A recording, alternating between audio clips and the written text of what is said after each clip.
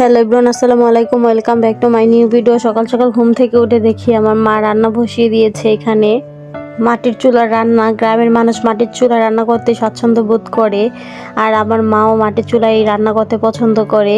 আমাদের সিলিন্ডার থাকা সত্ত্বেও মা মাটির চুলায় রান্না করে। আর এখানে ঘুম থেকে উঠে দেখি আমার ছেলে নাই। আমার ছেলে তার মামার সাথে গিয়েছিল আমার আব্বুর দোকানে। এই তো সে এসে পড়েছে। এসে আবার আমাকে দেখাচ্ছিল কি কি নিয়ে এসেছে তার নানা ভাইয়ের দোকান থেকে। তো একটা বাচ্চার মাই জানে তার বাবার বাড়িতে গেলে বাচ্চা নিয়ে যে সে কতটা স্বাধীনভাবে চলাফেরা করতে পারে, তার বাচ্চার কোনো চিন্তা ভাবনা থাকে না। তার থেকেও যদি বেশি কেয়ার করে তাহলে তার নানু। একটা বাচ্চার কাছে তার দ্বিতীয় মা হলো তার নানি, কারণ তার মায়ের পরে তার নানি তাকে সবচাইতে বেশি ভালোবেসে মানুষ করতে পারে। আর এখানে আমার মায়ের পালা সেই মুরগিগুলোকে এখানে আমার ছেলে খেতে দিয়েছিল, তো খাচ্ছে। আর এইদিকে রান্নাবান্না শেষ করে আমাদের বাসায় প্লাস্টিক এসেছে, জামা কাপড় জুতো দিয়ে যে প্লাস্টিকগুলো দেয় সেই লোক। তো আমার মা এখানে কিছু পুরাতন জামা কাপড় দিয়ে প্লাস্টিক রেখেছে। আর এইখানে আমার ভাই, ছোট ভাই, একটা প্যাকেট এনে দিয়ে বলতেছে দেখ তো আপা খুলে। তো আমি আবার এটা খুলে দেখি যে আমার ছেলে রায়ানের জন্য একটা জার্সি নিয়ে এসেছে।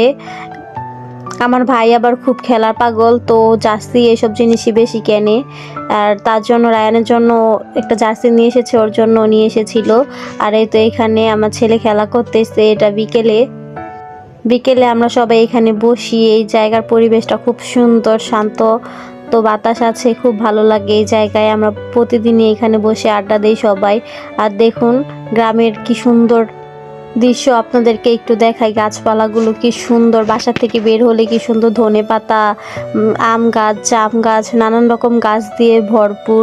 গ্রাম আসলে সুন্দর। এখানে আমার ভাগ্নি আম গাছ থেকে আমের মুকুল পেড়ে বলতেছিল আর নিয়ে এখানে আম হয়ে গিয়েছে দেখো। আমি আবার বলতেছিলাম না মা এখনো আম হয়নি, এগুলো ছিঁড়তে হয় না, এগুলা থেকে আম হবে।